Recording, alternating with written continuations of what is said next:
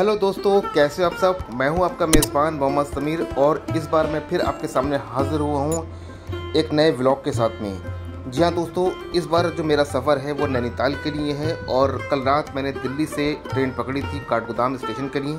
तो इस वक्त मैं मौजूद हूँ काठगोदाम रेलवे स्टेशन पर और यहाँ से अब मैं टैक्सी पकड़ूँगा नैनीताल के लिए। ये व्लॉग बहुत ही इंटरेस्टिंग है। वो लोग जो पहाड़ों पर सैर करना चाहते हैं, नैनीताल घूमना चाहते हैं, इस व्लॉग में मैं आपको पूरा बताऊंगा कि नैनीताल जाने में कितना खर्चा होता है, बजट होटल आप ले सकते हैं, कहाँ खाना खाएंगे और कौन कौन सी जगहों पर आप एक्सप्लोरिंग कर सकते हैं और कौन कौन सी जगहों पर आप घूम सकते हैं, विजिट कर सकते हैं। इस व्लॉग में पूरा बताऊंगा। तो ये व्लॉग बहुत ही इंटरेस्टिंग है उन लोगों के लिए जो नैनीताल जाने की सोच रहे हैं या तैयारी कर रहे हैं। तो दोस्तों, हुआ यूँ, दिल्ली का टेम्परेचर बहुत ज़्यादा तेज़ था, 52-53 तक टेम्परेचर पहुँच चुका था। तो मैंने सोचा क्यों ना अपनी फैमिली के साथ में थोड़ा सा एंजॉय किया जाए, थोड़ा पहाड़ों को रुक किया जाए। क्योंकि पिछले साल मैं मसूरी गया था अपनी फैमिली के साथ में। इस बार मैं कुछ अलग ढूंढ रहा था। हालांकि नैनीताल मेरे होम टाउन से मात्र 130 किलोमीटर की दूरी पर है, लेकिन जब से मैं दिल्ली शिफ्ट हुआ था तब से मैं नैनीताल कभी नहीं जा पाया था। तो बड़ी मुद्दत के बाद नैनीताल जाने का प्रोग्राम बना। तो फाइनली काठगोदाम रेलवे स्टेशन पर मैं उतर चुका हूँ और अब मैं बाहर जाकर टैक्सी पकड़ूंगा नैनीताल जाने के लिए।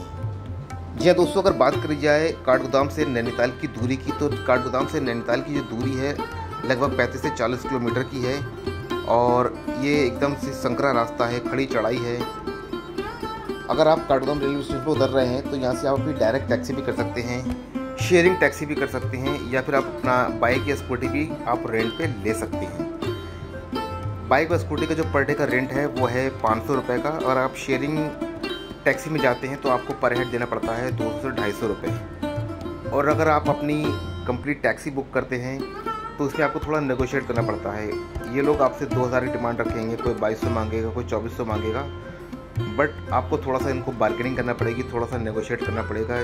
जैसे कि देख सकते हैं, मैं टैक्सी वाले से बात कर रहा हूँ, इसने मुझसे 2400 रुपये मांगे हैं काठगोदाम से नैनीताल ले जाने के लिए, लेकिन मुझे बहुत ज़्यादा लग रहे हैं। मैंने इसको 1000 रुपये बताए हैं, फिर भी वो नहीं मान रहा है। काफ़ी सारे टैक्सी वाले आ गए हैं, इन लोगों में बहुत यूनिटी होती है, लेकिन पैसा आपका है, फैसला आपका है। 1000-1200 रुपये से ज़्यादा आपको नहीं देनी है, क्योंकि ये लोग पता है जो अजनबी होते हैं, फर्स्ट टाइम आते हैं, वो लोग इनकी ठगी का शिकार हो जाती हैं। एक टैक्सी वाला आया, उससे मैंने 1200 रुपये बोल रखा है, लेकिन वो 1500 रुपये कह रहा है और मेरे को लग रहा है कि वो मान जाएगा। तो काफ़ी मुद्दतों के बाद, काफ़ी बहस के बाद 1200 रुपये पे वो टैक्सी वाला एग्री हुआ और उसकी जो टैक्सी थी स्विफ्ट डिज़ायर आ चुकी है। ऑलरेडी मैं सामान रख रहा हूँ उसकी टैक्सी में। अल्हम्दुलिल्लाह टैक्सी हो गई, क्योंकि अभी ट्रेन हमारी ऑलरेडी 1 घंटा लेट हो चुकी थी, क्योंकि ट्रेन की जो टाइमिंग है काठगोदाम रेलवे स्टेशन से वो 5 बजे की है। जहाँ रानीखेत एक्सप्रेस पुरानी दिल्ली से बनकर चलती है, सॉरी पुरानी दिल्ली से बनकर नहीं चलती है, ट्रेन जैसलमेर से आती है, बट पुरानी दिल्ली पे इसका जो है लंबा स्टॉपेज है, तकरीबन आधे घंटे तक रुकती है वहाँ से।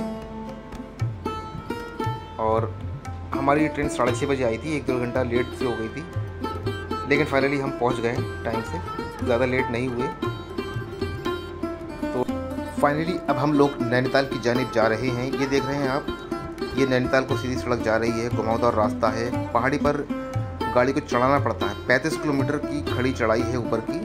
तो बहुत ही थोड़ा केयरफुल होकर चलना पड़ता है, क्योंकि ये लोग जो ड्राइवर होते हैं पहाड़ साइड के, इनको प्रैक्टिस होती है कि गाड़ी कैसे काटनी है, कैसे चलानी है, और सारे रास्ते इन लोगों को रटे होते हैं। तो मेक श्योर कभी भी आप यहाँ पर नैनीताल आ रहे हैं तो परफेक्ट ड्राइवर के साथ में आएँ जिसको पहाड़ों का तजुर्बा हो। तो 1 घंटे की चढ़ाई चढ़ने के बाद फिर फाइनली हम लोग पहुंच गए हैं नैनीताल। ये आप देख सकते हैं सुबह का नज़ारा है और हमारी होटल की बुकिंग जो थी 11 बजे से थी और हम लोग तकरीबन 8:30-9 बजे नैनीताल पहुंच गए थे। तो हम लोगों ने क्या करा कि टाइम पास कहाँ करें, तो किसी ने हमें सजेस्ट करा कि झील के पास आके बैठ जाओ, और अभी थोड़े से रेस्टोरेंट वगैरह भी ओपन नहीं हुए थे। तो सुबह सुबह झील का नज़ारा बहुत अच्छा लग रहा था, बहुत सुहाना मौसम, ठंडी ठंडी हवा आ रही थी, मानो एक सुकून भरी हवा चल रही हो यहाँ पर, जैसे दिल्ली में गरम गरम लू के थपड़े पड़ रहे हों और इतनी हीट वेव्स है वहाँ पर कि सांस लेना मुश्किल है, लेकिन यहाँ पर आके अल्हम्दुलिल्लाह थोड़ा सुकून मिला। बहुत ही सुहाना मौसम है यहाँ का सुबह का। कुछ देर यहाँ रुकने के बाद फिर हम लोग होटल चले गए। होटल से फ्रेश होने के बाद फिर हम लोग दोपहर में फिर आए, क्योंकि हम लोगों ने 1-2 घंटे यहाँ पर आराम किया थोड़ा सोए और ब्रेकफास्ट और लंच हम लोगों ने एक साथ किया, क्योंकि रात हम लोगों की नींद पूरी नहीं हो पाई थी, तो इस वजह से हम लोग थोड़ा देर तक सोए। थोड़ा हम लोगों ने झील के पास टाइम स्पेंड किया, उसके बाद फिर हम लोगों ने टैक्सी बुक करी। नैनीताल के जो पास के जो साइट सीन्स हैं उसको एक्सप्लोर करने के लिए हम लोगों ने अपनी टैक्सी बुक करी, और टैक्सी वाला में सबसे पहले लेकर गया है एडवेंचर पार्क और स्नो व्यू पॉइंट। तो दोस्तों हम लोग पहुंच गए एडवेंचर पार्क। जी हम लोगों ने अपनी प्राइवेट टैक्सी बुक की थी। प्राइवेट टैक्सी बुक करने के बाद हम लोगों ने एडवेंचर पार्क में एंट्री ली, और यहाँ पर बच्चों के लिए काफ़ी इन्जॉयमेंट भरा ये प्लेस है, और यहाँ पर काफ़ी सारा राइड्स हैं। यहाँ पर आप इसका आनंद ले सकते हैं। चलिए मैं आपको अंदर चल के दिखा रहा हूँ अभी।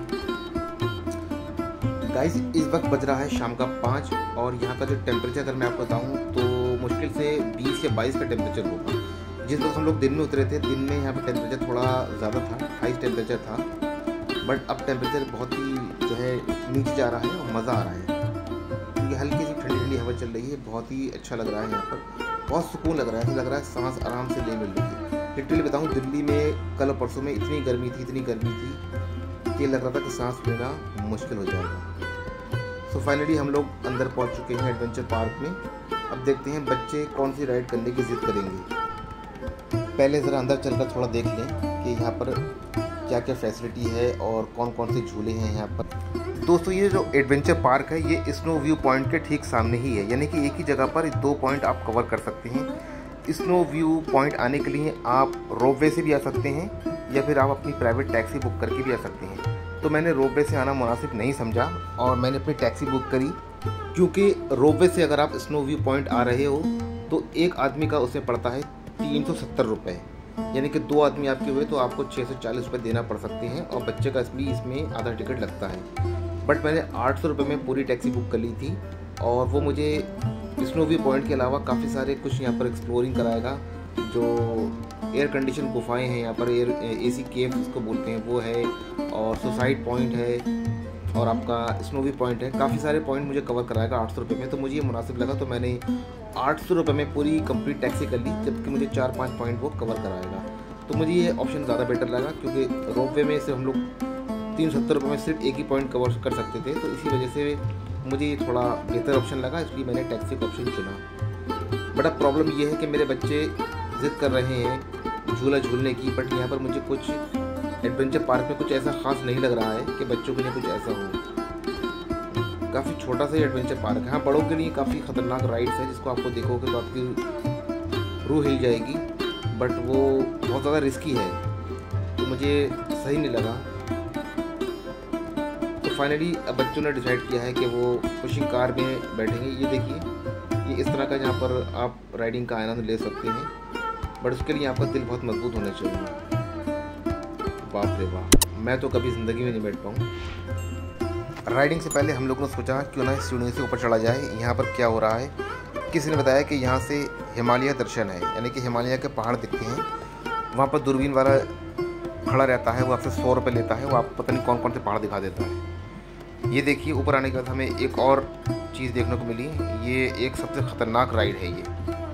बाप रे बाप, मेरा तो देख के ही दिमाग ख़राब हो रहा है। बट वापसी जाने से पहले मैंने बच्चों को ये जो कार राइड होती है इसका टोकन दिलाया, बट मेरी बेटी बहुत छोटी थी और बेटा भी छोटा था, उनको ऑपरेट नहीं करना आता है, इस कार को कैसे ऑपरेट किया जाता है। तो मैंने सोचा क्यों ना मैं ही बच्चों के साथ में थोड़ा सा बच्चा बन जाऊं और आनंद ले लूं इस कार राइडिंग का।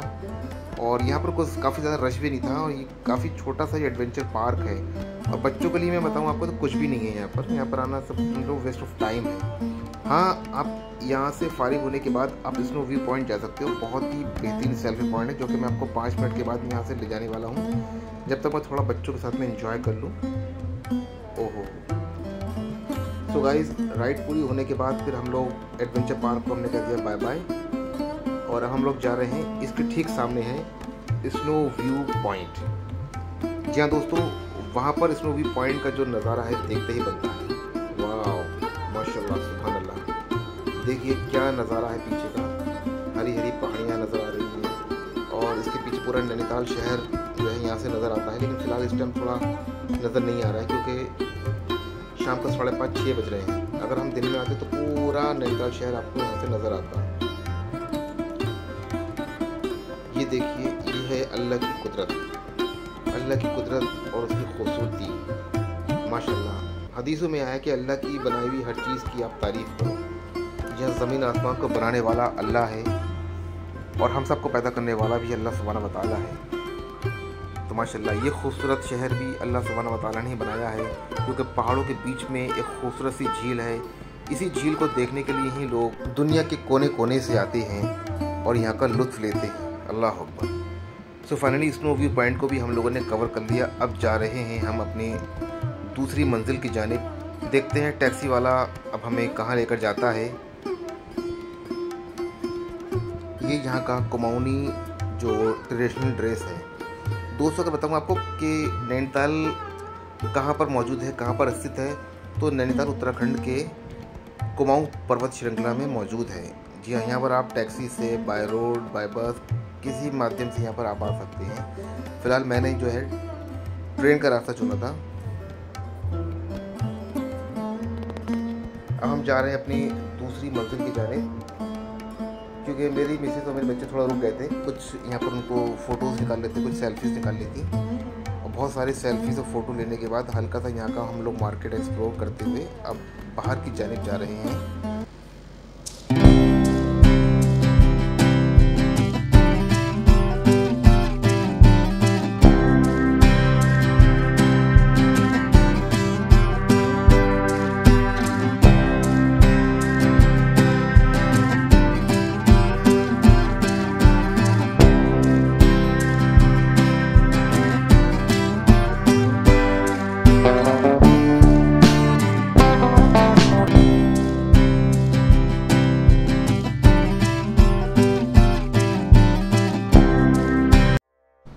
So guys, snow view point और एडवेंचर पार्क के बाद अब मैं पहुंच गया हूं नैना पीक।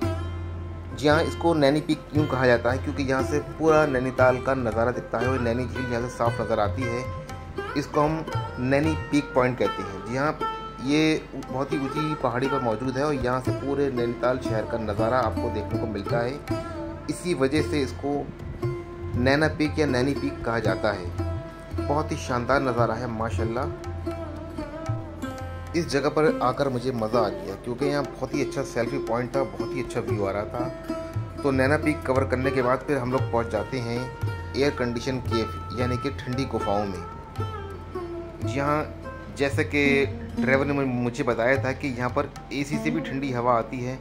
मैं अभी यहाँ पर ऊपर गया था और मैंने महसूस किया कि वाकई में कुछ ठंडी हवा आ रही है। ये साइंटिफिक है या कुछ और रीज़न है, क्या रीज़न है इसमें मेरे को पता नहीं, बट हवा ठंडी आ रही है। वैसे तो इस इलाके में हवा आ रही है। अमूमन यहाँ पर जो टेम्परेचर है यहाँ का अभी इस टाइम में 20 या 22 टेम्परेचर होगा, वैसे ही ठंडा मौसम हो रहा है। लेकिन जैसे मैंने सुरंग के अंदर, गुफा के अंदर इसमें हाथ डाला तो काफ़ी सारी ठंडी हवा आ रही थी यहाँ पर, जो कि देखने में अपने में एक अद्भुत अजूबा है, नमूना है। सो कुछ ज़्यादा ख़ास नहीं लगा यहाँ पर फ़िलहाल। तो बाहर आकर भी हम लोगों ने, नीचे आकर हम लोगों ने थोड़ा भट्टे का आनंद लिया। एक बात है, अगर पहाड़ों पर आप आ रहे हो तो यहाँ पर आपको भरपूर खाने पीने का आनंद मिल सकता है। यहाँ पर आप मैगी का लुत्फ़ ले सकते हो, गरम गरम पहाड़ की चाय पी सकते हो, भुट्टा खा सकते हो और यहाँ के ज़्यादा फ्रूट्स का आप आनंद ले सकते हो। तो हम लोगों ने भुट्टा लिया और एक फ्रूट्स की हम लोगों ने प्लेट ली थी। उसके बाद फिर मैंने यहाँ पर गर्मा गर्म चाय पी और फिर अब मैं ड्राइवर से डिस्कस कर रहा हूँ कि इसके बाद अब कौन सा मुझे जो है पॉइंट कवर कराना है, क्योंकि इस टाइम 6:30 बज रहे हैं। एयर कंडीशन गुफा को एक्सप्लोर करने के बाद फिर हम लोग आ जाते हैं लवर्स पॉइंट में। जी हाँ दोस्तों, ड्राइवर हमें लेकर आता है लवर्स पॉइंट में। इस जगह को लवर्स पॉइंट क्यों कहा जाता है आई डोंट नो, और यहाँ पर कोई भी इसका पुख्ता जवाब मुझे नहीं दे पाया, बट जगह काफ़ी अच्छी थी। और ये स्नो व्यू पॉइंट और जो आपका और भी जगहें मैंने एक्सप्लोर करी उससे ज़्यादा ठंडक थी यहाँ पर, और बहुत ही सर्द हवा चल रही है इस वक्त। यहाँ पर आप देख सकते हैं मेरे पीछे यहाँ पर। तो इसके पीछे क्या लॉजिक है, अभी अंदर चल के देखते हैं। लवर्स पॉइंट में ऐसा क्या ख़ास है, क्या वजह है, क्या अट्रैक्शन है इसका कि लोग यहाँ पर चले आते हैं सेल्फी लेने के लिए, क्लिपिंग बनाने के लिए, रील्स बनाने के लिए। अभी अंदर चल के ये देखिए लवर्स पॉइंट वेलकम्स यू। तो अंदर चलिए मेरे साथ में और हल्का सा एक्सप्लोर करें लवर्स पॉइंट को भी। अगर आप नैनीताल आ रहे हैं तो इन पॉइंटों पर विज़िट ज़रूर करें। ये आपको इस वीडियो से आपको बहुत ही हेल्प मिलेगी अगर आप फर्स्ट टाइम नैनीताल विज़िट कर रहे हैं तो दोस्तों।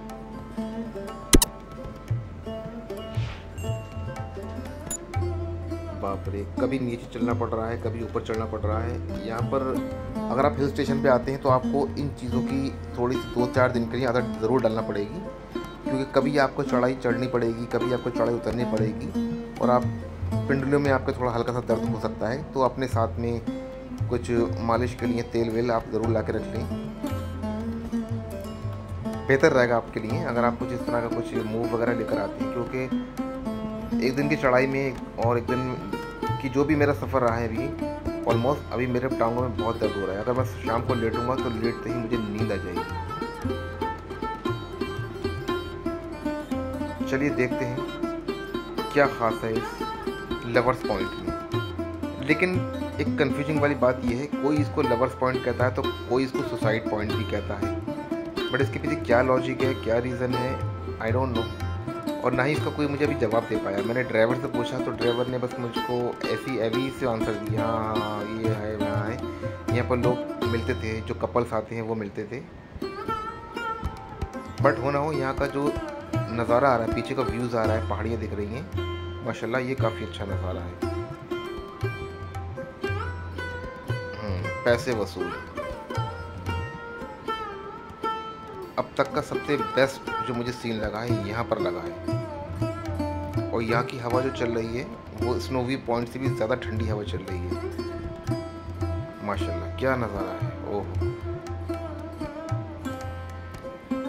दोस्तों, लिटरली बताऊँ, लास्ट ईयर मैं मसूरी गया था, लेकिन मसूरी में मैंने इतने सारे पॉइंट को कवर नहीं कर पाया, ना एक्सप्लोर कर पाया। बट नैनीताल की अगर बात करूँ क्षेत्रफल के हिसाब से, एरिया के हिसाब से, तो मसूरी से काफ़ी ज़्यादा बड़ा है। बट यहाँ पर रश बहुत है।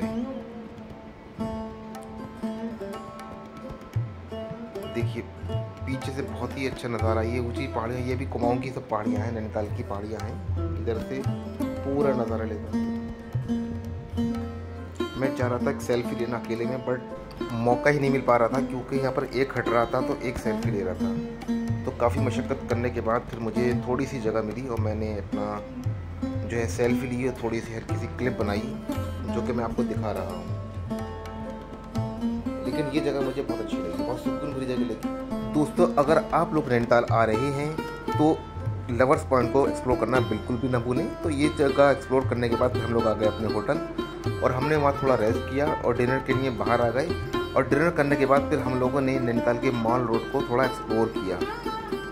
दोस्तों, अगर आपको बताऊँ, यहाँ का मॉल रोड और मॉल रोडों से बिल्कुल अलग है, क्योंकि यहाँ का मॉल रोड झील के किनारे बसा हुआ है, जो कि अपने में एक बहुत बड़ा आकर्षण है। इस मॉल रोड पर आपको तरह तरह के रेस्टोरेंट, मल्टी क्यूजिन रेस्टोरेंट्स और तरह तरह की शॉप्स आपको देखने को मिल जाएंगी। आपका मन ललचा जाएगा कि अपने घर वालों के लिए, फैमिली मेम्बर्स के लिए कुछ ना कुछ मैं लेकर चलूँ।